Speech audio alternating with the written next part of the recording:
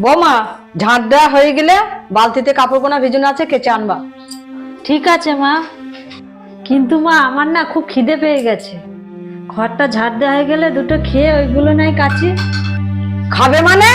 কোন সকালে আমার জামা কাপড় কোনা ভিজানো আছে, ওগুলো নষ্ট হয়ে যাবে না? ওগুলো কাচবে, তারপরে খাবে। এই রাখো, অনেক কাজ করছো, চলো খাবে চলো। এই কি বলছিস তুই?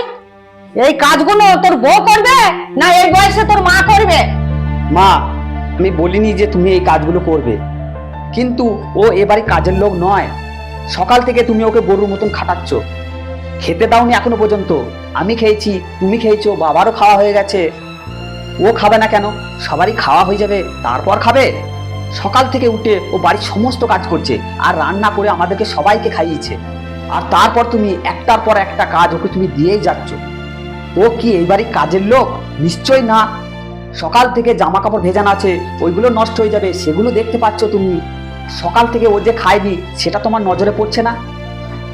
ও তো এই বাড়ির চাকরানি নয়, ও এই বাড়ির বউ। হ্যাঁ, বাড়ির কাজ করার ওর দায়িত্ব, তা বলে নয় ও বাড়ির কাজ সব না খেয়ে করে যাবে। মাসের শেষে ওকে কি টাকা দাও যেমন চাকরানিকে টাকা দাও? তা তো দাও না। ও এ বাড়ির বউ, ওর যেমন সম্মান আছে এই বাড়িতে তেমন অধিকারও আছে।